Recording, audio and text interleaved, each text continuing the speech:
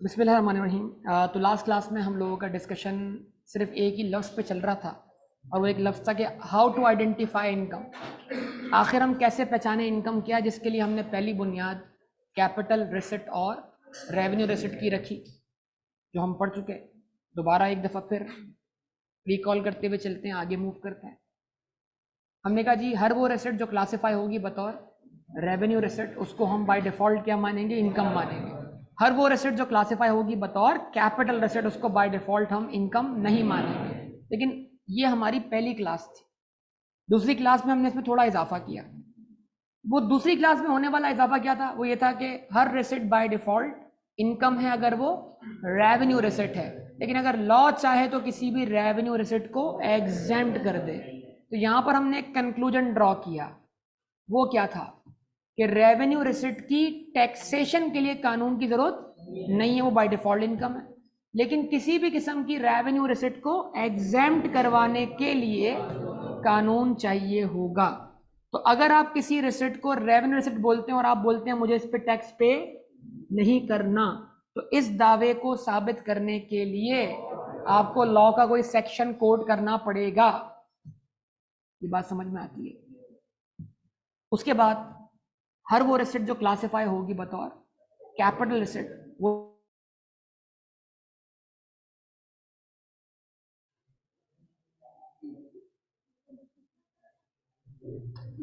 Okay जी। कहां पर थे हम बेटा, बताइएगा। कैपिटल रेसिट पे थे, यस। तो कैपिटल रेसिट बाय डिफॉल्ट इनकम, अगर कोई कहता है कैपिटल रेसिट इनकम है, तो हमने कहा कैपिटल रेसिट को टैक्स होने के लिए उसको कानून में ट्रीट करना चाहिए बतौर इनकम। इसके लिए एक नई टर्म मैं आपके सामने रखता हूँ। वो न्यू टर्म क्या है, वो मैंने पिछली क्लास में नहीं बोली। हर क्लास में एक नई बात ऐड करूंगा, आहिस्ता आहिस्ता आप उसको अपने दिमाग में बिठाते रहेंगे। जब हम कैपिटल रेसिट को इनकम बोलते हैं तो अपनी मर्जी से बोलते हैं या कानून हमें जबरदस्ती उसको इनकम मानने के लिए बोलता है? तो ऐसी इनकम को हम बोलेंगे deemed income. Deemed, DEEMED, deemed मतलब जिसको इनकम समझा जाए, हकीकत में इनकम ना हो, डीम्ड इनकम। कौन सी इनकम? Deemed income.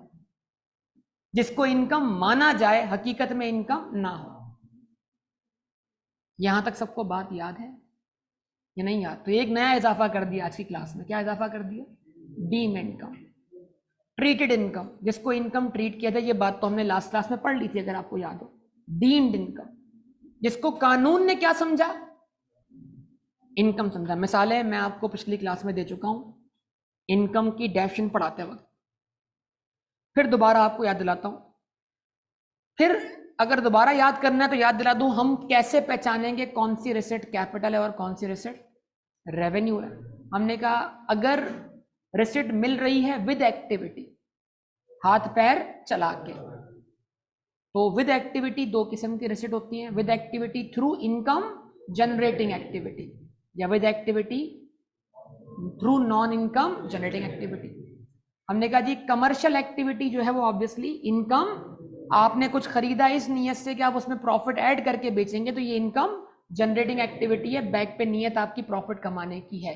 लेकिन अगर आपने कुछ पर्सनल अपनी जात के लिए खरीदा है, बाद में उसको डिस्पोज ऑफ कर दिया, तो उस पर आपकी प्रॉफिट कमाने की कोई नीयत नहीं थी। तो दोनों सूरतों में चीज बिक रही है, लेकिन एक इनकम जनरेटिंग एक्टिविटी है, दूसरी तो इन्वेंट्री का बेचना, पर्सनल एसेट्स का बेचना। लेकिन अब यहां पर आपका माइंडसेट बनना चाहिए, लॉ चाहे तो किसी इन्वेंट्री के बिकने पर जो प्रॉफिट हो उसको माफ कर दे।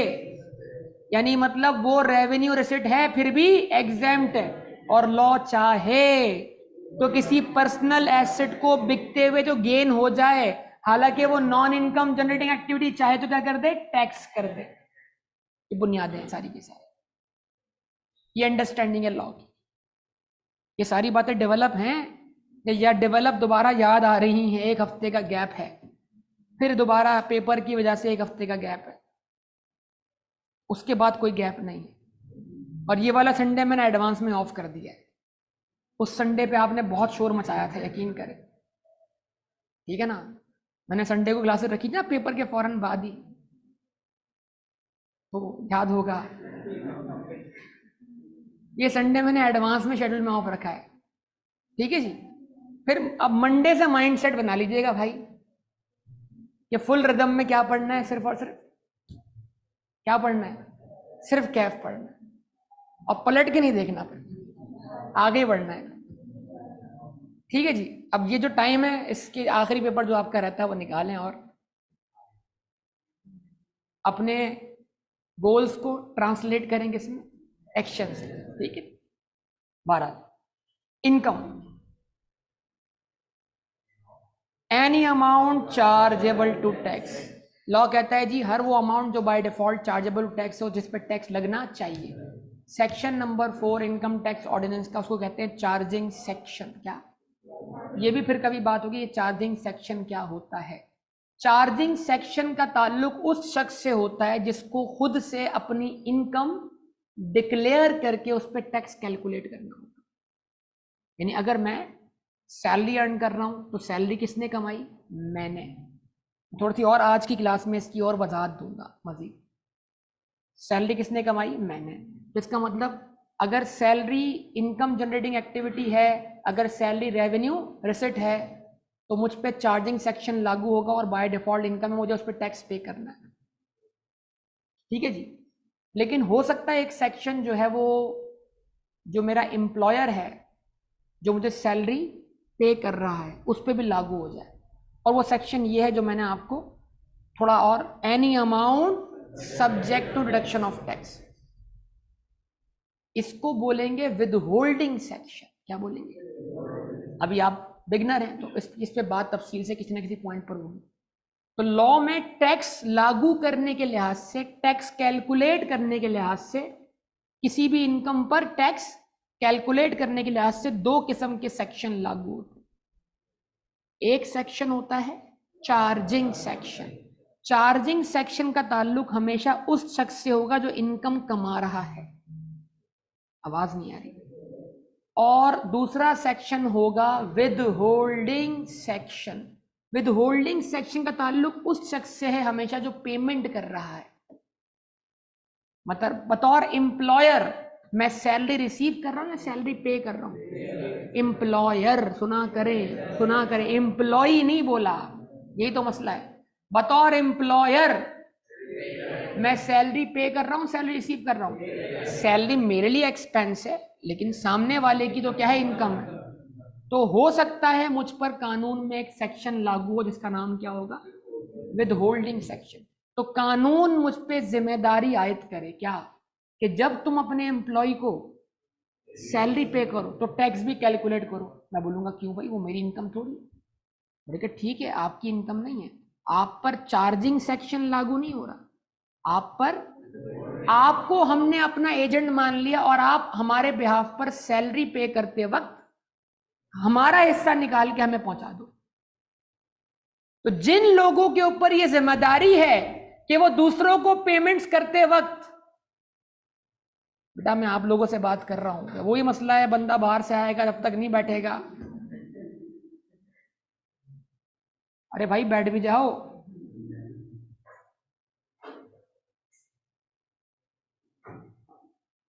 विदहोल्डिंग सेक्शन उस शख्स पे लागू होता है जो पेमेंट करता है, और लॉ ने उसको अपना क्या माना होता है, एजेंट माना होता है। एजेंट मतलब कि तुम हमारे एजेंट बन के जब पेमेंट कर रहे हो, तुम जानते हो सामने वाले की क्या है, उस पे उसको क्या पे करना चाहिए।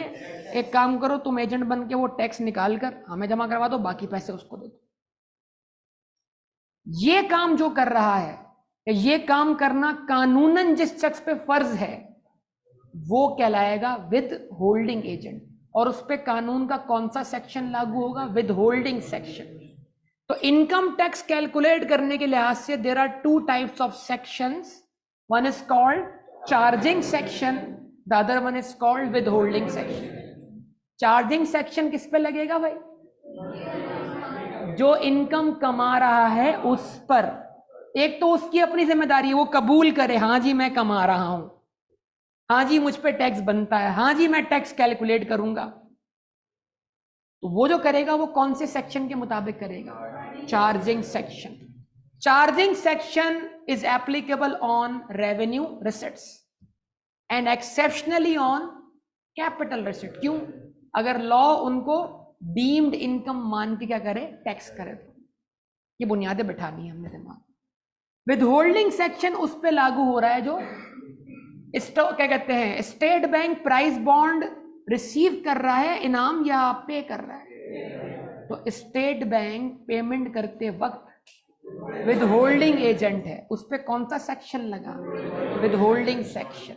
लेकिन जिसने प्राइस बॉन्ड कमाया उस पे कौन सा सेक्शन लगा, चार्जिंग सेक्शन। ये हमें आहिस्ता आहिस्ता हम डेवलपमेंट इसकी करते रहेंगे, वक्त के साथ साथ बातें आती रहेंगी। ठीक है जी। उससे किताब का भी पूछा गया है कि किताब हम कौन सी फॉलो करेंगे। पहले पॉइंट सबसे है कि स्टडी टेक्स्ट में हम नहीं फॉलो करेंगे। क्लियर? क्या बोल दिया मैंने? स्टडी टेक्स्ट नहीं फॉलो करेंगे। स्टडी टेक्स्ट में जो एक आधा चैप्टर आपको पढ़ना पड़े शुरू का, बाकी तो स्टडी टेक्स्ट की आपको जरूरत नहीं है। एक ही किताब है, वो मैं आपको बता दूंगा फिल वक्त, तो आप पेपर से जरा फ्री हो जाए, तो किताब बाद में आनी है, सी बात। और क्योंकि नया साल है, टैक्स के लिहाज से नया साल शुरू होता है 1 जुलाई से, तो आपको नया वाला टैक्स पढ़ना है। इससे पहले जो कुछ भी था वो पिछले साल तक की कहानी थी, वो पिछले साल का फाइनेंस एक्ट था। आप पढ़ रहे हैं फाइनेंस एक्ट 2023, यानी जो बजट आया ना हमारा, कब आया? जून जुलाई से पहले वो आने वाले साल के लिए आया था। और वो साल 2023 1 जुलाई से शुरू होगा और 30 जून 2024 में खत्म होगा। तो आप इन 12 महीनों में लागू होने वाला कानून पढ़ रहे हैं। पिछले सेशन में जो बच्चे पढ़ रहे थे उन्होंने क्या पढ़ा? 1 जुलाई 2022 से 30 जून 2023 का जो पीरियड था उस पे लागू होने वाला कानून उन्होंने पढ़ा था। यानी आप नया लॉ पढ़ रहे हैं, इस पे भी मैं डिस्कशन करूंगा। तो आपको एक अपडेटेड किताब चाहिए होगी जो इस नए कानून के मुताबिक क्या हो, अपडेटेड 12, उस पर डिस्कशन करेंगे। ठीक है जी। तो पहले एक बात क्लियर कर दूं, इसकी स्टडी टेक्स्ट मत मंगवाइएगा, उसकी हमें जरूरत नहीं। ठीक है जी। हाँ, FAR 1 की जरूर मंगवा लीजिए, उसकी बहुत जरूरत है, वो बहुत बेहतरीन स्टडी टेक्स्ट। ICAP ने अब तक जो स्टडी टेक्स्ट पब्लिश किए उसमें 2 सबसे बेहतरीन स्टडी टेक्स्ट हैं, FAR 1 और FAR 2। हुज्जत तमाम कर दी, सारा मटेरियल बेहतरीन किस्म का उसने, इससे पहले आज तक कभी ऐसा नहीं हुआ। लेकिन फिर भी स्टूडेंट नहीं पढ़ते और वो नुकसान में है जो स्टडी टेक्स्ट नहीं पढ़ रहा, FAR 1 और FAR 2 का खास तौर पर। ठीक है। बहरहाल आगे बढ़ते हैं जी। Any amount chargeable to tax, हर वो अमाउंट जो बाय डिफॉल्ट जिस पे टैक्स लगना हो। हमने कहा जी इस लाइन का मतलब, दिल से एक आवाज आई थी जी, रेवेन्यू रिसिट, याद कीजिए पिछली क्लास में कंटिन्यू हो गया था। हमने कहा any amount subject to deduction of tax, ये विदहोल्डिंग वाला मामला है, थोड़ा बहुत आज बताया, आगे भी बताएंगे बहुत ज्यादा इसके ऊपर, जिस पर पेमेंट करते वक्त कोई टैक्स विदहोल्ड कर ले। तो जिसने विदहोल्ड किया वो विदहोल्डिंग एजेंट, जिसका विदहोल्ड हुआ उसकी इनकम, यस और no. Any amount treated income, जिसको हम बोले मानो इनकम, याद करें। तो मैंने कहा था सेक्शन 39 सब सेक्शन 4, अगर एक शख्स, पेंटिंग नहीं है यहां पर, अच्छा मैंने एक पेंटिंग की एग्जांपल पहले दी थी, ये बाद में दी, तुम्हारे दिमाग में पहले पेंटिंग आया है। अब ऐसा ना हो मिक्स कर दो, अब मैं बाद वाली एग्जांपल पहले दे रहा हूं, पहले वाली एग्जांपल बाद में दूंगा, ताकि तुम्हारे दिमाग में भी शफल होता रहे। हाँ जी, सेक्शन 39 सब सेक्शन 4, इसको कहते हैं इनकम फ्रॉम अदर सोर्सेस। क्या बोलते हैं जी? सर आज आपने एक नया नाम ऐड कर दिया, ये सेक्शन 39 एक हेड है जिसका नाम अदर सोर्सेज है। आएगा, टेंशन नहीं, आएगा, सब आएगा। जिस बात को मैं बहुत दफा रिपीट करूं उसको चाहो तो लिख लिया करो। ठीक है जी, मैंने बहुत दफा रिपीट किया, आएगा, लिख सकते हैं आप। कहां आएगा सवाल, ये एग्जाम में आएगा। ठीक है जी।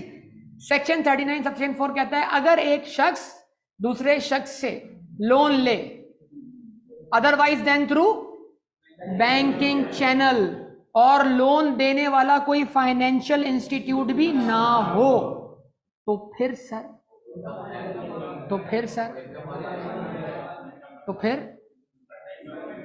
तो जो लोन रिसीव करने वाला है वो लोन रेसिपिएंट की इनकम ट्रीट किया जाएगा। यानी कभी भी लोन तो सर लायबिलिटी होती है, अकाउंटिंग की धज्जियां बिखेर देंगे आप पेपर देने से पहले सर, टैक्स पढ़ाकर अकाउंटिंग कॉन्सेप्ट हमारे खराब हो जाएंगे सर। मैं बोलता हूँ अकाउंटिंग कॉन्सेप्ट आपके ठीक है, टैक्स ये कबीला है, टैक्स है, इसके अपने रस्मो रिवाज है, मैंने आपको बताया था। ठीक है जी। जब आप इस कबीले में आ जाएंगे, इस मुल्क में आ जाएंगे, तो यहाँ के रस्मो रिवाज आपको सीखने पड़ेंगे। उस वक्त आप अकाउंटिंग वाले कबीले को याद तो रखेंगे, भूलेंगे नहीं, लेकिन आपको ये पता होना चाहिए अभी इस वक्त आप क्या पढ़ रहे हैं। ठीक है जी। तो लायबिलिटी इनकम नहीं होती जनाब, याद है ना, लायबिलिटी एसेट होती है। माशाल्लाह, ये तुम्हारी साजिश है बच्चों का पेपर खराब करनी, है ना, ये तुम्हारी साजिश है बच्चों का पेपर खराब। ये वही वाला बच्चा है जो चाहता है मैं पास हो जाऊं। अच्छा अच्छा, ओके, ठीक है जी। तो जिसको हमने इनकम बोल दिया, आप भी उसको इनकम मान लीजिए। मान लिया सर, जिसको इनकम मान बोला। अगर लॉग है पॉकेट मनी इनकम है, तो आप बोलोगे कैपिटल एसेट है सर, इनकम नहीं है। लेकिन लॉ बोलेगा मानो इनकम, तो मानना पड़ेगा। सही है जी। माशाल्लाह, देखा ये सवाल, एक मिनट, ये सवाल घूम फिर के बार बार आएगा और मैं बोलूंगा चले जाओ पहली क्लास की अजम्पशन। टैक्स पढ़ते वक्त अजम्पशन, हर पाकिस्तानी ईमानदारी से टैक्स पे करता है।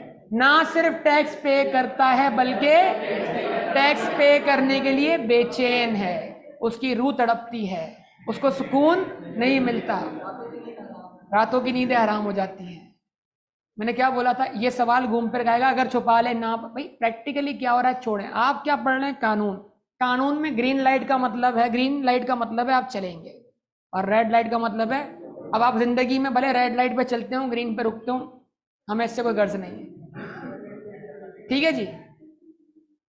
कानून की किताब में कानून पढ़ाया जाएगा, वो कानून इंप्लीमेंट कितना हो रहा है हमारे माशरे में, हमें इससे कोई मतलब नहीं है। हमारे सामने जो पेपर आएगा उसमें एक ऐसा माशरा होगा जो ईमानदारी से टैक्स पे करता है। तो कम से कम कानून की हद तक और कागज की हद तक तो हम बेहतरीन टैक्स पेयर हैं। तो हमें फिर सॉल्व भी उसी अजम्पशन से करना चाहिए। ठीक है जी, ना कि अपने इर्द गिर्द के माशरे को देखकर।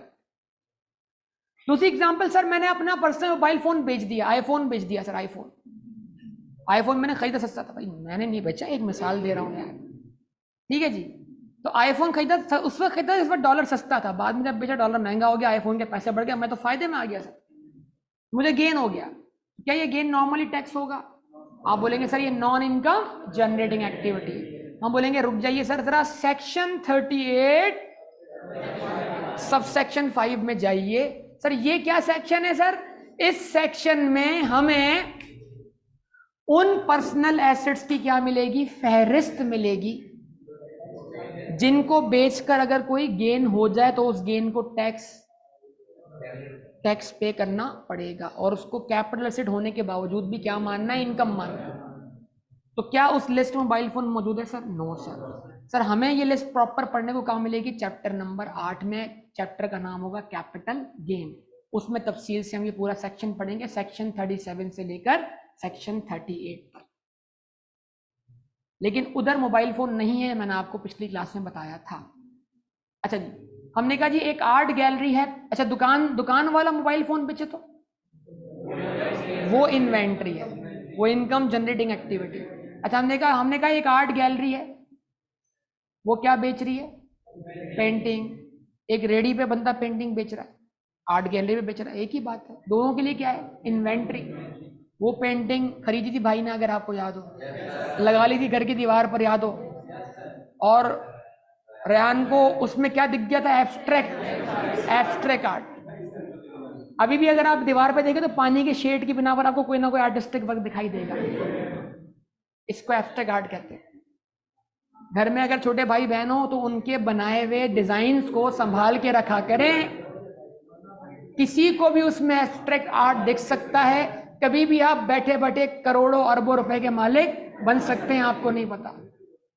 तो छोटे बच्चों की तख्लीकात को जाया मत किया करें, कभी भी वो आपको कहां से कहां पहुंचा सकते हैं।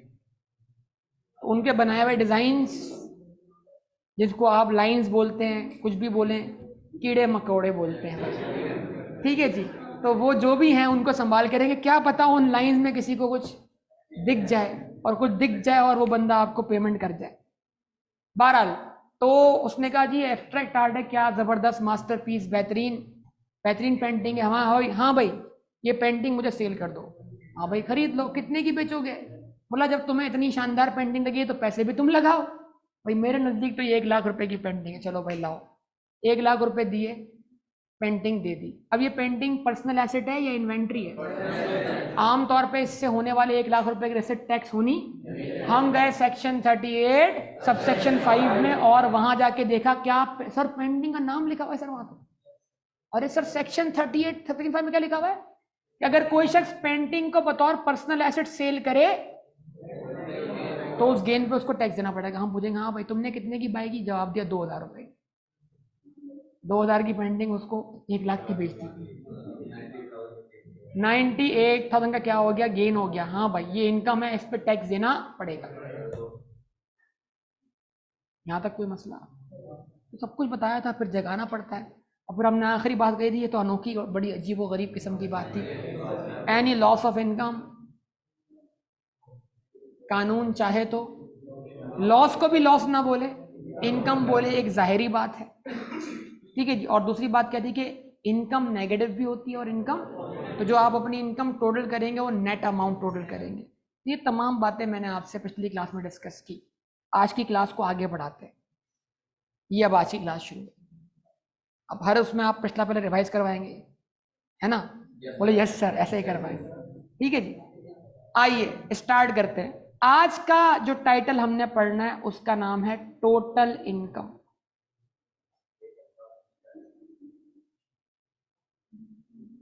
इनकम के बाद अगला लफ्ज, यानी सर इनकम लफ्ज में एक इजाफा करने के बाद आपने एक नया नाम दे दिया। आवाज नहीं आ रही सर। कौन सी income?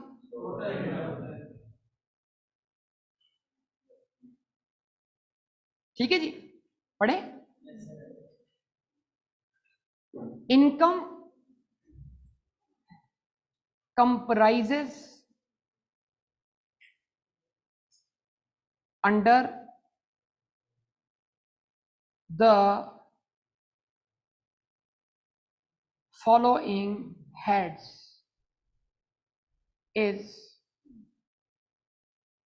Under the following heads is हटा दीजिएगा। वो कौन कौन से हेड्स हैं sir? Number 1,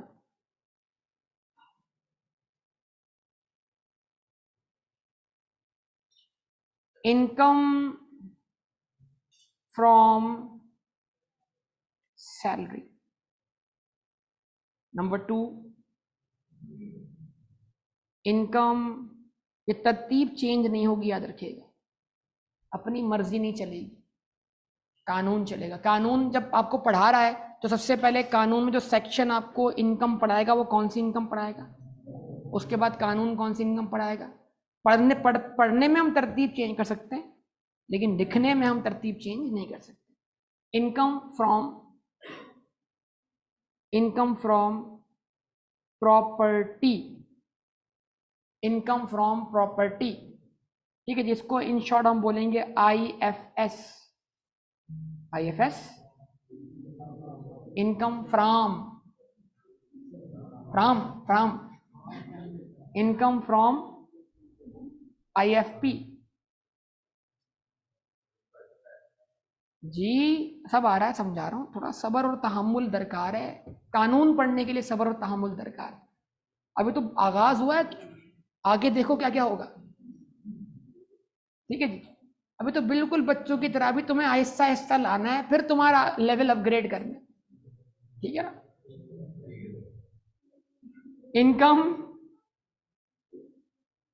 income from business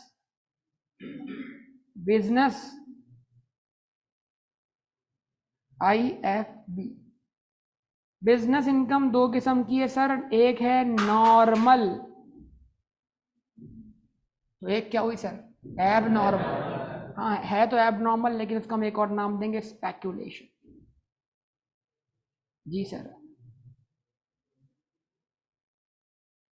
वो जो उस दिन हमने गोल्ड बुक करवाया था और बगैर खरीदे और बेचे गेन आ गया था हमारी जेब में, ये वही वाली इनकम है। ठीक है जी, स्पेक्यूलेशन।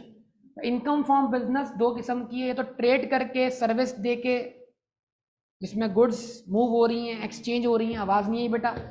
लेकिन एक कौन सी इनकम फ्रॉम बिजनेस है? Speculation income. कौन सी इनकम? सब तफसील से आपके सामने आ रहा है। नंबर 4,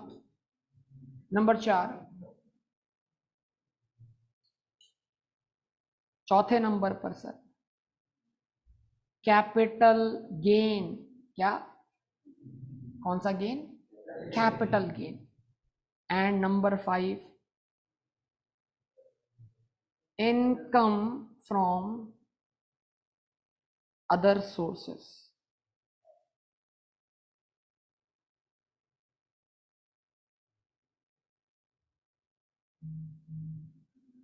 ठीक है जी, आवाज नहीं आई बेटा। अब आप क्या बोलेंगे जी?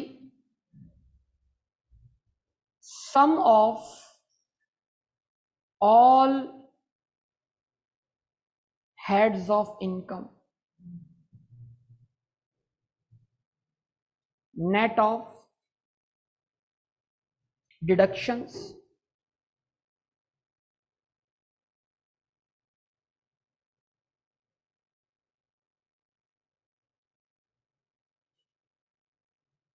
admissible is called total income।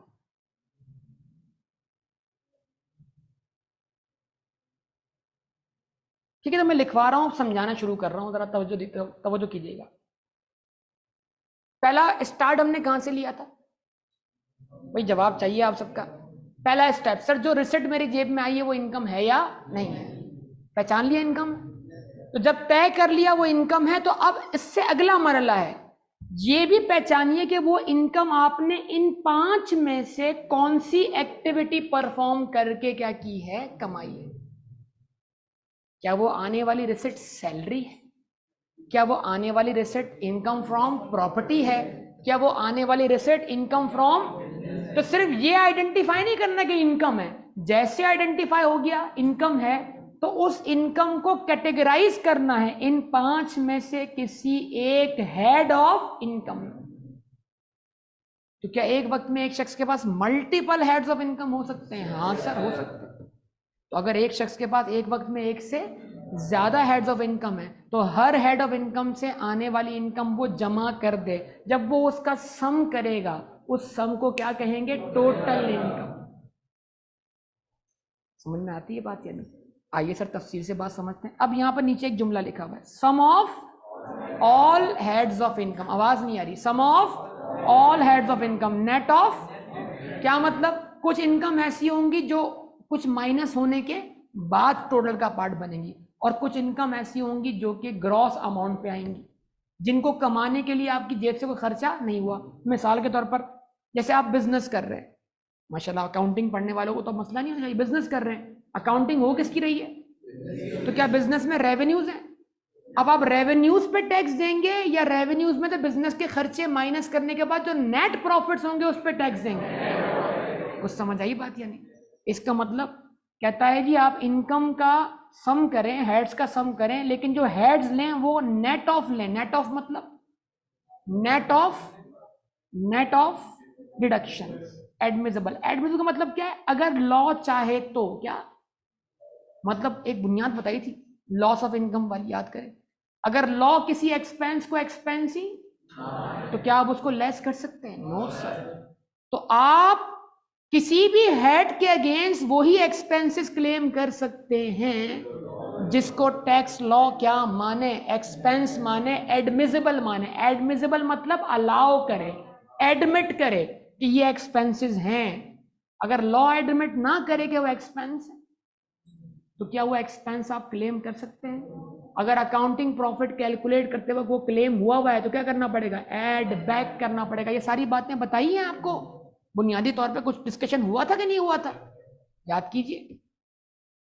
तो अब हमें समझना है कि ये 5 हेड्स जब टोटल होंगे तो कुछ चीजें ग्रॉस अमाउंट पे आएंगी। किस पर आएंगी? ग्रॉस अमाउंट का मतलब है कुछ चीजों के अगेंस्ट तो आपको एक्सपेंस क्लेम करना अलाउड ही नहीं होगा। मिसाल के तौर पर सैलरी, सैलरी हमेशा कौन से अमाउंट पे टैक्स होगी? Gross amount. क्यों? देखें, बिजनेस करने के लिए तो आपने इन्वेंट्री बाय की है ना, तो इन्वेंट्री उस सेल की क्या बनेगी? Cost of goods sold. लेकिन सेल, देखें, बिजनेस करने के लिए आपने कुछ लगाया है तभी आपने कुछ कमाया है, लेकिन सैलरी कमाने के लिए आपने क्या लगाया है, क्या इन्वेस्टमेंट की? या सैलरी में जस्ट आप सर्विस दे रहे हैं और आपका पैसा जेब में आ रहा है, तो हम बोलेंगे सैलरी इनकम के अगेंस्ट हम कोई खर्चा करते ही नहीं है। तो सैलरी वो इनकम है जो हमेशा ग्रॉस अमाउंट पे क्या होगी? टैक्स होगी। हमने पूरे चैप्टर्स, ये नाम है ना, ये पूरे चैप्टर्स हैं। हमारा चैप्टर नंबर 3 से लेकर चैप्टर नंबर 5 जो होगा वो सिर्फ इनकम फ्रॉम सैलरी होगा भाई। तो खाली आप टाइटल पढ़ रहे हो अभी आप, ठीक है जी। टोटल चैप्टर जितने हमारा दिल करेंगे उतने होंगे। हमारी मर्जी, हम एक चैप्टर को 2 हिस्सों में तोड़ दें, 3 हिस्सों में तोड़ दें। कहने को सैलरी एक ही चैप्टर है, हमारी वाली किताब में जो है वो 3 हिस्सों में टूटा। सही है जी। तो हमारी मर्जी से हम स्प्लिट कर देंगे उसको अपनी जरूरत के हिसाब से। अब हम 25 चैप्टर बना दें, 20 चैप्टर बना दें, जैसा हमारा दिल करेगा। ठीक, आगे नेक्स्ट 50 चैप्टर नहीं बना सकते। अगला head income from property. Income from property जो है वो नेट अमाउंट पे टैक्स हो।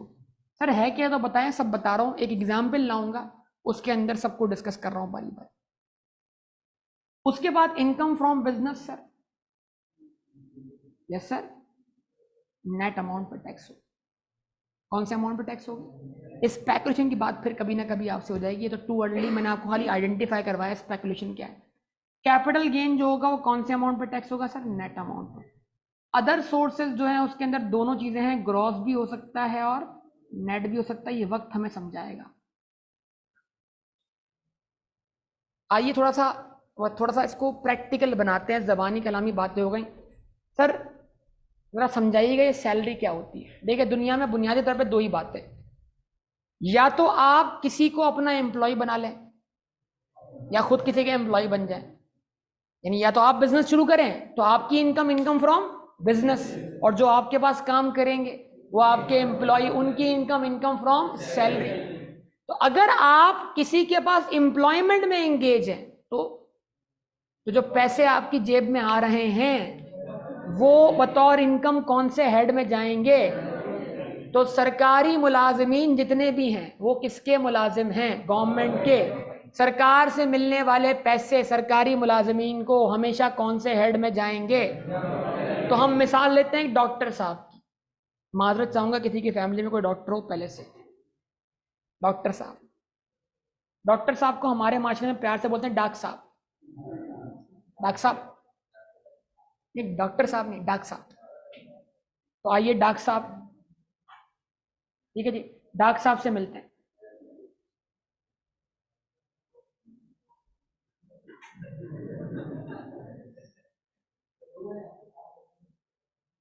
बस डॉक्टर साहब। अब एक काम करते हैं, फिर अंग्रेजी वाले लिख देते हैं शॉर्ट, डॉक्टर साहब। ठीक है जी। हाँ जी, कर क्या रहे हैं सर? डॉक्टर साहब की इनकम निकाल रहे हैं।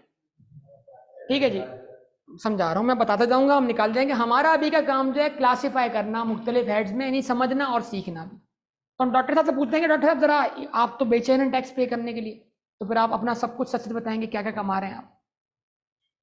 अच्छा डॉक्टर साहब, यहाँ पे मैं एक हेडिंग लगा रहा हूँ, उस हेडिंग को मैं अभी आगे जाके समझाऊंगा। वो हेडिंग है कौन सी? इनकम। ये हमारी तीसरी डेफिनेशन है, लेकिन इसको निकालने के लिए पहले निकालनी पड़ेगी टोटल इनकम, ये ध्यान में रखिएगा। फिर हम डॉक्टर साहब की ये इनकम निकाल रहे हैं कौन से साल के लिए? साल, वो साल जो शुरू हो रहा है 1 जुलाई 2023 से खत्म होगा 30 जून 2024 पर। इसको हम कहेंगे टैक्स। ये समझ में ना आया मसला नहीं है, पूरा चैप्टर है, समझाऊंगा तफसील से। इसको हम कहेंगे टैक्स ईयर 2024। क्या बोलेंगे? जहां खत्म होगा ना वहां उसके नाम से मंसूब करेंगे।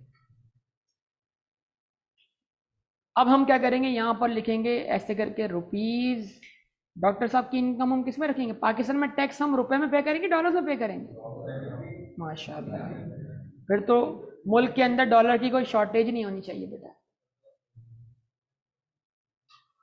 हाँ जी, बोले डॉक्टर साहब क्या करते हैं आप?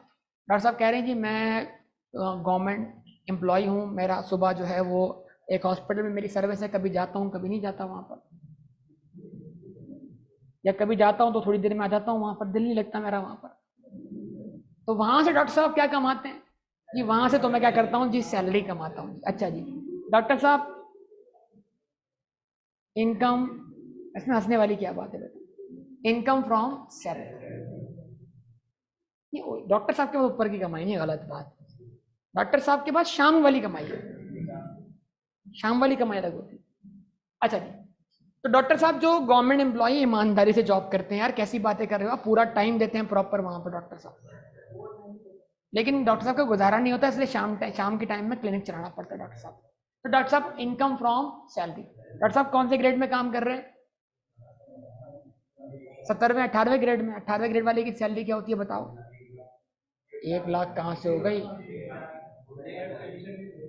बस छोड़ दे, मैं अपनी तरफ से अज्यूम कर रहा हूँ।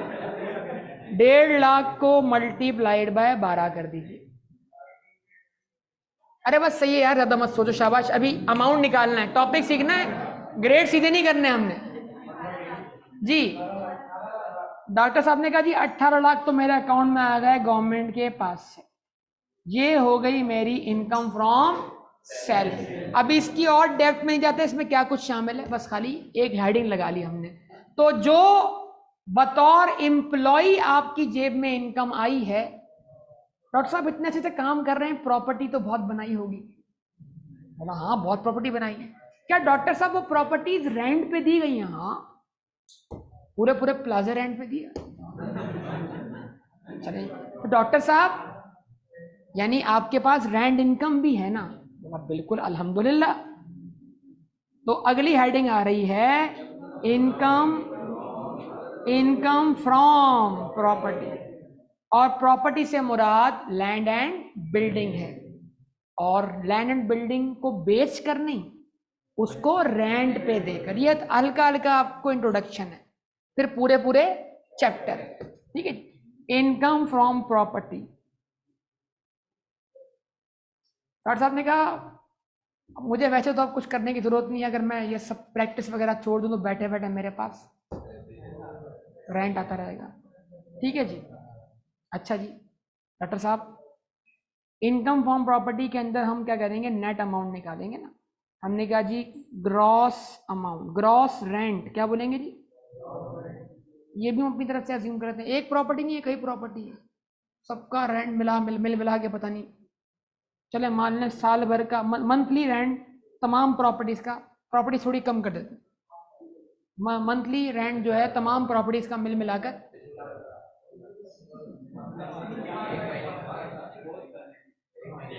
डॉक्टर साहब हैं 18 ग्रेड वाले, 50,000 तो एक प्रॉपर्टी का रेंट रहता होगा। चलें जी, बोले बोले बोला 50 सर 5 लाख, ध्यान दे सर 5 लाख। डॉक्टर साहब बोल रहे हैं अंदर से 5 लाख मल्टीप्लाइड बाय 12। अभी तो बेटा दूसरा हेड आया है। कौन सा हेड आया है?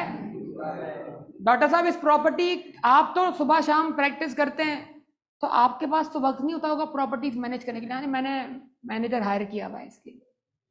डॉक्टर साहब कोई सैलरी वैली देते हैं उसको? हाँ बिल्कुल। तो वो आपका क्या हो गया डॉक्टर साहब? खर्चा हो गया।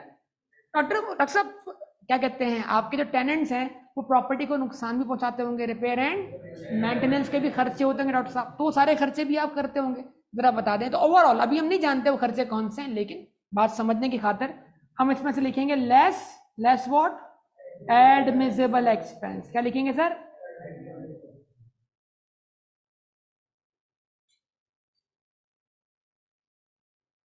और ये जिन डॉक्टर साहब, मतलब मेरे दिमाग में डॉक्टर साहब चल रहे हैं, ये उनका सच्चा वाक्य सुना रहा हूं मैं आपको।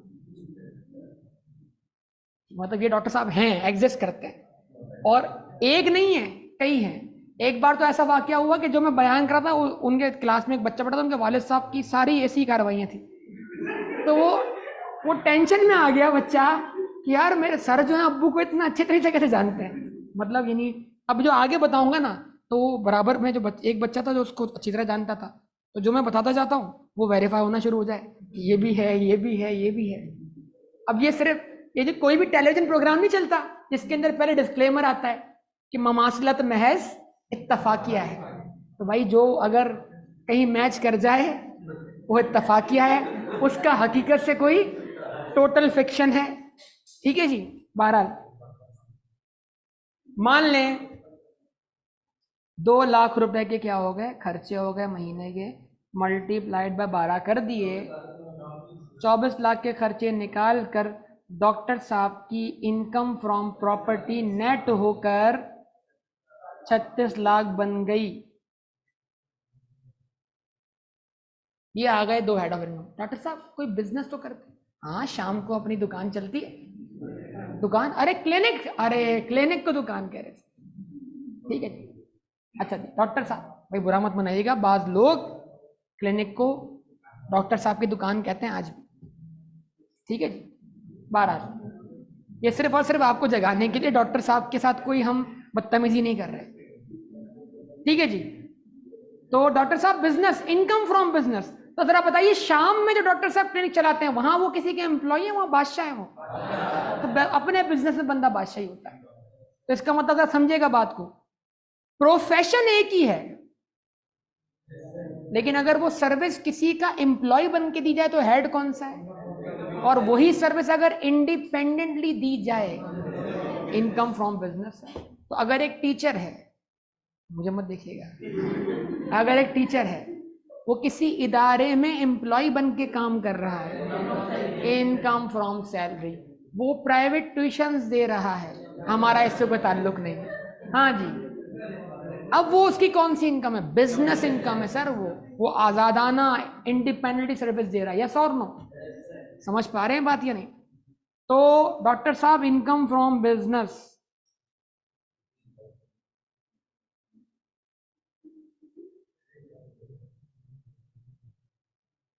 इसका भी थोड़ा हिसाब लगाएं। डॉक्टर साहब के पास हफ्ते में 5 दिन वो ऑपरेट करते हैं क्लिनिक को, पेशेंट कितने आते हैं पर पेशेंट क्या ऑन एवरेज वो फीस चार्ज करते हैं। आप चले जाएं कभी शाम के वक्त में प्राइवेट भी क्लिनिक्स पर जाके एनालाइज कर लें, 500 1000 तो नॉर्मल बात है। ठीक है जी। हम मुनासिब कर लेंगे, 600 रुपए रख लेंगे डॉक्टर साहब की फीस। ठीक है जी। तो यहां हम लिखेंगे सर ग्रॉस, डॉक्टर साहब को बोलेंगे ग्रॉस रेवेन्यू, क्लिनिक का ग्रॉस रेवेन्यू। डॉक्टर साहब कह रहे हैं जी क्लिनिक का ग्रॉस रेवेन्यू मतलब पर पेशेंट में आमतौर पर चार्ज करता हूँ 600 रुपये। अच्छा डॉक्टर साहब दिन के ऑन एवरेज कितने पेशेंट आते हैं? तो मैं 30 से ऊपर पेशेंट नहीं दिखता, लेकिन कभी कभार देख लेता हूँ। अच्छा, मेरा उसूल है लेकिन मैं अपने उसूल खुद ही तोड़ता हूँ। चलेंगे 600 इंटू 30, ये तो होगा एक दिन का। साल में कितने दिन? 365 दिन। उसमें आप छुट्टियां निकालो। एक काम करें, एक काम करें, 5 को 52 से मल्टीप्लाई कर दें। 5 मतलब हफ्ते के 7 दिन, उसमें 2 दिन छुट्टियां कर लें, मल्टीप्लाई बाय 52 कर दें, 260। डॉक्टर साहब साल में 260 दिन ऑपरेट करते हैं। अरे बोले बोले बोले जी। 46,80,000 रुपए डॉक्टर साहब ने क्लिनिक से ग्रॉस कमाए। फिर डॉक्टर साहब कहते हैं जी क्लिनिक का रेंट भी है, वो जो क्लिनिक का स्टाफ है उनकी सैलरी भी है, क्लिनिक का इलेक्ट्रिसिटी, फिर वो लाइट चली जाए तो जनरेटर वगैरह भी चलता है, तो ये सारे खर्चे उनकी जेब। आप क्या समझ रहे हैं? कमा भाई, खर्चा भी तो हो रहा है, क्या लगा रखा है आप लोगों ने यार? तो less what? Admissible expense.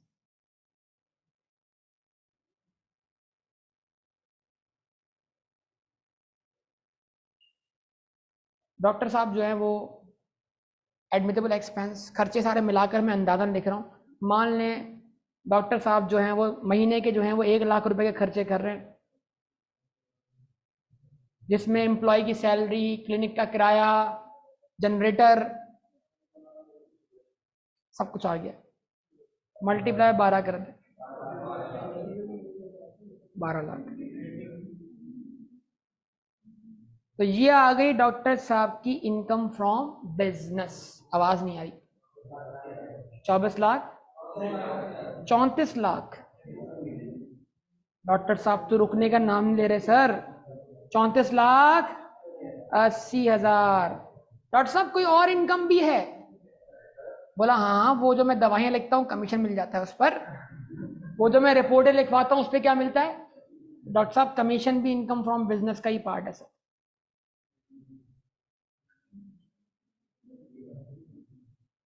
Doctor साहब ने कहा मुझे कमीशन मिले हैं। बोला डॉक्टर साहब कितने कमीशन मिले हैं? बोला यही 20-30 लाख रुपए।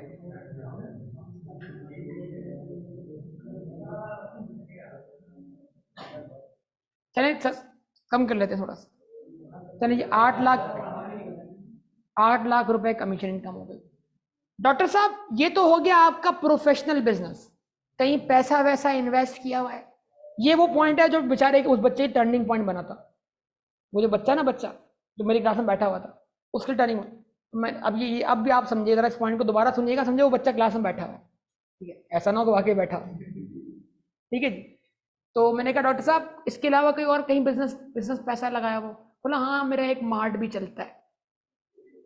और ये हकीकत है, एक डॉक्टर साहब का मार्ट भी चलता है, ठीक है जी।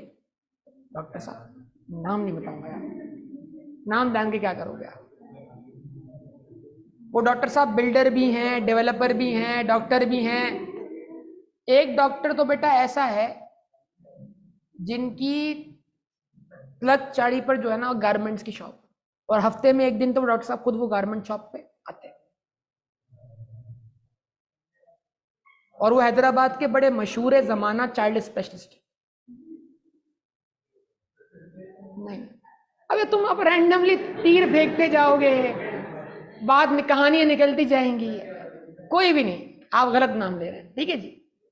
डॉक्टर साहब मार्ट भी चलता है। अरे परेशानी होगा डॉक्टर साहब, मार्ट की सेल्स बताएं, सेल्स। सर मार्ट का रेवेन्यू सर, डॉक्टर साहब मार्ट का रेवेन्यू, दाऊद मार्ट का on average daily cell 80 lakh से 1 करोड़ 20 लाख के दरमियान फ्लक्चुएट कर डेली सेल्स, ठीक है जी।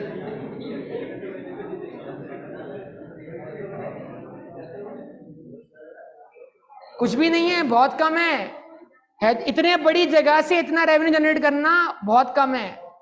लोग तो इतनी स्पेस से पानी कितना कितना रेवेन्यू जनरेट करते हैं, मतलब इतनी दुकान वाली स्पेस से, क्लास वाली स्पेस से नहीं भाई, ठीक है जी।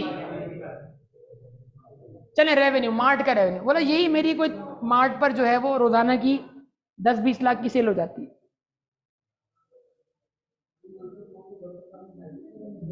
बेटा मुल्क की इकोनॉमी ऐसे बहुत सारे डॉक्टर साहब लेके बैठे हुए हैं और वो पैसा निकालने का नाम नहीं ले रहे। जिस दिन छापे पड़े ना, कर्जा यहीं से चुकेगा। अभी डॉक्टर साहब डॉलर तो बताएंगे नहीं कितने रखे हुए उनके पास। तो 10 लाख रोजाना महाना, चलो बोला महाना यार, बोला ज्यादा हो जाएगा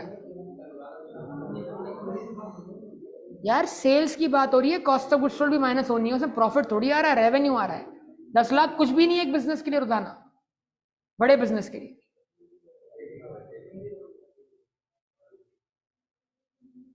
आप ये बताएं, सड़क पर एक शख्स जो है वो एक स्टॉल पर फ्रूट बेच रहे, जो उस पे स्टॉल, उसके पास कितना केजी फ्रूट रखा होगा?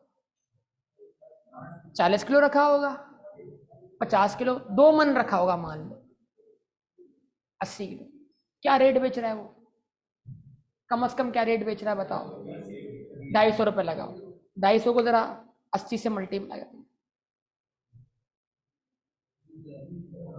क्या 20,000। 20,000 की सेल तो वो कर रहा है, कहाँ कर रहा है? ठेले पे बैठ के, ठीक है जी।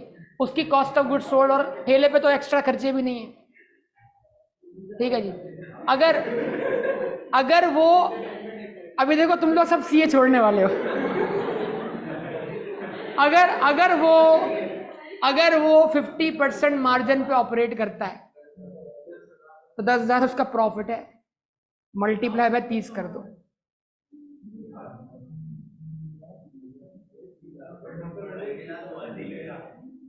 ये फिर डिपेंड करता है लोकेशन पर। इसको कम करके 2 लाख कर दो, और कम करके 1.5 लाख कर दो, और कम करके इतना इतना तो कमा रहा है वो, इतना तो कमा रहा है वो। तो पाकिस्तान में कौन क्या कमा रहा है ये तो आपको पता ही नहीं है। ठीक है जी, समझे बात या नहीं? और वो बेचारा बहुत सारे बैंक में काम करने वाले मुलाजमीन से कई गुना बेहतर है। बस फर्क ये है कि उसके पास वो सूट वूट टाई वगैरह नहीं लगी हुई। वो तो बैंक जाकर क्या करते हैं, जूते घिसते हैं और क्या करते हैं। सर कौन सी बातें कर रहे हैं सर, पढ़ लें। चले भाई, तुम्हारे कहने पर 10 लाख मंथली सेल मानते हैं, मल्टीप्लाई बाय 12 करते हैं, वरना डॉक्टर साहब बहुत ज्यादा एक्सपोज हो जाएंगे। 12 करोड़ कहां से आ गए? अरे 12, हाँ 1 मिलियन, 1 करोड़ 20 लाख, यानी क्या बनेगा? 12 मिलियन। तो 12 मिलियन आ गई जी मार्ट की सेल्स। मार्ट के सारे खर्चे जिनको टैक्स खर्चे मानता है,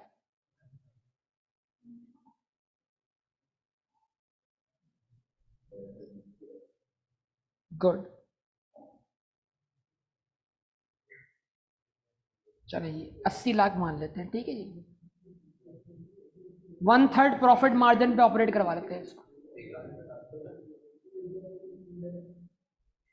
33.33% मार्कअप और 25%। बोलो, सही बोला मैंने? नहीं, गलत बोला। 33.33% मार्जिन पे ऑपरेट कर रहा है। सर ये कैसे निकालें सर? 4 मिलियन प्रॉफिट है, प्रॉफिट को डिवाइड करो सेलिंग प्राइस से, मार्जिन मिल जाएगा। क्या आंसर आया? 4 लाख नहीं, 40 लाख। सर कुछ बात समझ में आ रही है सर? सर डॉक्टर साहब की इनकम फ्रॉम बिजनेस कितनी वसी है आपको बतानी है। डॉक्टर साहब के एक दोस्त चार्टर्ड अकाउंटेंट भी है। वो कहते हैं यार कुछ पैसे तुम बैठे बैठे भी कमा लो, तो मैं तुम्हें शेयर्स बताता हूँ, उनमें पैसा लगा लो। तो डॉक्टर साहब शेयर्स भी खरीदते हैं और शेयर्स बेचते भी हैं। तो डॉक्टर के साथ आपका एक चौथी किस्म की इनकम भी है, उसको बोलेंगे sir income from capital gain.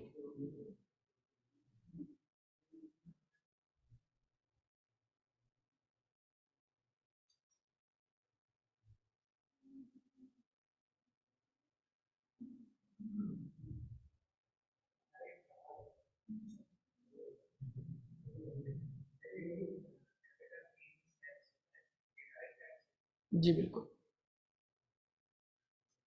ठीक है जी। तो डॉक्टर साहब ने आज से 5-6 साल पहले एक कंपनी के शेयर खरीदे थे 10 रुपए के हिसाब से। इस वक्त वो शेयर मार्केट में हो गया 1500 रुपए का। ऐसा हुआ था, यूनिलीवर का शेयर 1500 तक गया था, फिर यूनिलीवर ने वो शेयर बायबैक कर लिए। उसके बाद अभी यूनिलीवर लिस्टेड कंपनी, लेकिन यूनिलीवर का शेयर 15 रुपए का हुआ था एक जमाने में। 12 मान लें, डॉक्टर साहब ने यूनिलीवर के शेयर्स बेच दिए। तो डॉक्टर साहब बोलेंगे सेल्स प्रोसीड्स। कैपिटल गेन में क्या होगा, कौन सी इनकम आएगी? शेयर्स को खरीदने से और बेचने से जो डिफरेंस आएगा वो गेन कहलाएगा। अभी इसको तफसील से पूरा चैप्टर ही पढ़ना है, लेकिन आपको आइडिया देने के लिए बता रहा हूँ। और भी चीजें इसमें आ सकती हैं, पेंटिंग भी इधर ही आएगी, वो जो पर्सनल लेवल पे बेची है, लेकिन फिलहाल उसकी डिस्कशन में नहीं कर रहा। सेल प्रोसीड, मान लें डॉक्टर साहब के पास एक कंपनी के 1000 शेयर्स थे, वो 1000 शेयर्स डॉक्टर साहब ने 1500 रुपए के हिसाब से बेच दिए। डॉक्टर साहब की जेब में कितना पैसा आया? पैसा रुकने का नाम नहीं ले रहा डॉक्टर साहब के पास। 15 लाख, 1.5 मिलियन। इसमें से लेस करवा देंगे क्या कॉस्ट, डॉक्टर साहब ने ये शेयर खुद कितने के बाय किए थे। हमने कहा 1000 शेयर डॉक्टर साहब ने बाय किए थे, मान लें 10 रुपए के हिसाब से, बहुत पुराने वक्तों में बाय किए, ठीक है जी। अब इसका मतलब आंसर क्या होगा सर? 10,000। डॉक्टर साहब को कितना कैपिटल गेन हो गया?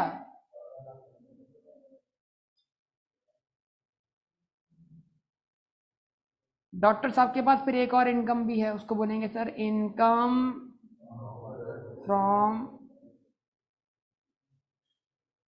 Other sources, income from other sources, क्या? इनकम फ्रॉम अदर सोर्सेस, ठीक है जी। इनकम फ्रॉम, कौन सी इनकम फ्रॉम? अदर सोर्स, ठीक है। इसकी थोड़ी तफसीलात बाद में लगूंगा, एक वैल्यू रख देता हूँ बस खाली आपके साथ। मान लें डॉक्टर साहब के पास 1 मिलियन है इनकम फ्रॉम अदर सोर्सेस, इसकी वैरायटी थोड़ी ज़्यादा है तो इस पर मैं, और इसमें कुछ टेक्निकलिटी भी है इसलिए मैं इसको फिलहाल डिस्कस नहीं कर रहा। अब डॉक्टर साहब के पास कानून पे अमल करने के लिए पांचों हेड्स क्या है मौजूद है। अब बताइए, डॉक्टर साहब के पास सैलरी कितनी? इतनी। इनकम फ्रॉम प्रॉपर्टी कितनी? इतनी। बिजनेस इनकम इतनी। कैपिटल गेन इतना। अदर सोर्स इतना। अगर डॉक्टर साहब के पास अवेलेबल इनकम के हम पांचों सम हेड का क्या करें, सम करें, उस सम को हम क्या बोलेंगे? लेकिन क्या जरूरी है हर इंसान के पास सारे हेड्स हो? जितने हेड्स अवेलेबल होंगे उसी का सम क्या कहलाएगा? Total income. यस और नो बोलिएगा, तो सम कर दीजिए प्लीज। 16 मिलियन। अभी एक चीज मैंने नहीं रखी, एग्जाम्ड इनकम, वरना वो भी रखता मैं। डॉक्टर साहब के पास जमीनें भी हैं, वहां से एग्रीकल्चर फसल भी आती है, लेकिन वो क्योंकि लॉ में क्या है, एग्जाम्ट है, इसलिए भी फिलहाल डॉक्टर साहब को माफ करते हैं।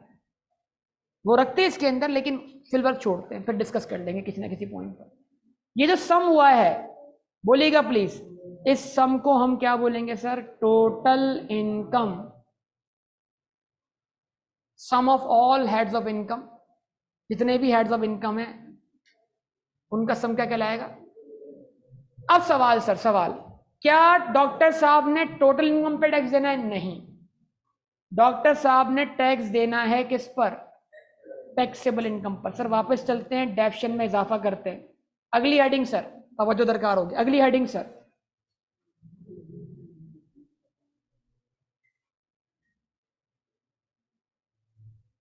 अगली heading, taxable income. Income, total income, taxable income.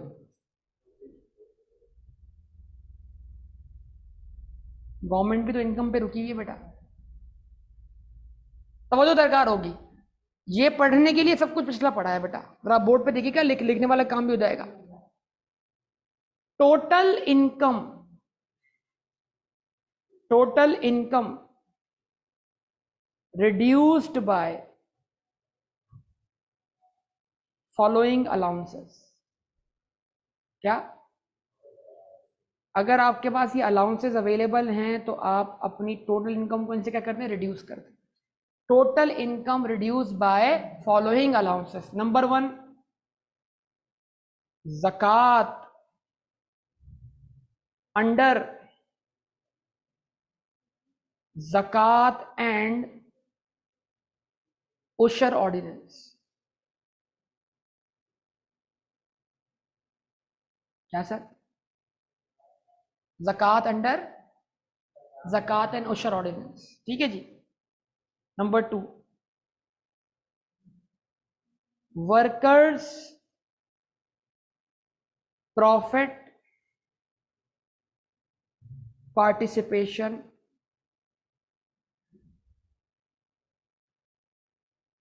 Fund, इसको इन शॉर्ट बोलेंगे WPPF। क्या बोलेंगे जी? नंबर 3,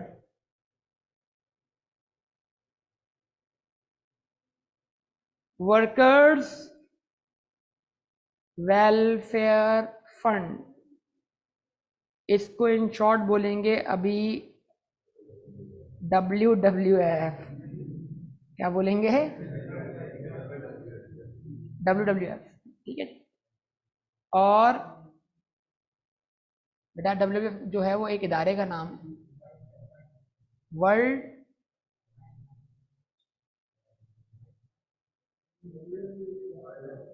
WWF एक इदारे का नाम है, उसका निशान पांडा है। वर्ल्ड वाइल्ड वाइल्ड वाइल्ड, हाँ वाइल्ड फेडरेशन, ठीक है, ठीक है जी। जो एनिमल्स की प्रोटेक्शन के लिए क्या बना हुआ है? इदारा बना हुआ है। हाँ जी, वर्कर्स वेलफेयर फंड, वो भाई अलग है, ये फंड का नाम है यहाँ पर। उसके बाद सर चौथे नंबर पर है एजुकेशन एक्सपेंसेस। क्या सर? अब ये सब चीजें हम बारी बारी पढ़ते रहेंगे। यानी लॉ ये कहना चाह रहा है डॉक्टर साहब को, डॉक्टर साहब क्या आपने अपनी इनकम का टोटल कर लिया? आवाज नहीं आ रही। क्या टोटल आया डॉक्टर साहब इनकम का? डॉक्टर साहब कह रहे हैं जी 1,61,70,000 रुपए इनकम आ गई मेरी। ठीक है जी, डॉक्टर साहब कह रहे हैं। तो डॉक्टर साहब आप इस पे टैक्स देंगे? बोला नहीं। क्या आपके पास क्या आपने ज़कात पे की है? डॉक्टर साहब कहते हैं हाँ पे की। बोला किसको पे किए? बोला कुछ जान पहचान वालों को, कुछ रिश्तेदारों को पे कर दिए। बोला वो ज़कात में, वो ज़कात में, वो ज़कात जो फॉल करती है अंडर ज़कात एंड, वो ज़कात जो आसान लफ्जों में हुकूमत की जेब में गई। तो अगर आपने कोई ऐसी ज़कात पे की है जो हुकूमत की जेब में गई है, तो आप उसको यहां से क्या कर सकते हैं? माइनस, यानी उतने पोर्शन पे आप टैक्स ना दें। तो कौन सी ज़कात लेस होगी? ज़कात under Zakat and Ushr ordinance. Sir ये क्या है? ये हमारे पास एक दौर था जिस दौर में हमारे मुल्क में, सुनिएगा ज़रा तवज्जो से अगर आप सुनना चाह रहे हैं इसका बैकग्राउंड। हमारे मुल्क में एक सदर साहब आए थे, जनरल ज़ियाउल हक साहब। उन्होंने हमारे मुल्क में एक सिस्टम बनाया था, इस्लामिक लॉज इम्प्लीमेंट किए थे। उसमें एक निज़ाम था, निज़ाम ज़कात, निज़ाम सलात। ठीक है जी। तो उस निज़ाम ज़कात में उन्होंने निज़ाम, इस्लामी निज़ाम, क्या कमाल निज़ाम कायम किया था। ठीक है जी। वो क्या था जी? कि जितने भी सूदी खाते, सूदी खाते समझते हैं, इंटरेस्ट बेस्ड अकाउंट, ये इस्लामिक निज़ाम है, देखिएगा। जितने भी सूदी खाते हैं उस पर फर्स्ट रमजान को ज़कात कट जाएगी। और वो ज़कात कौन काटेगा? बैंक। किसको जमा करवा देगा? Government of Pakistan.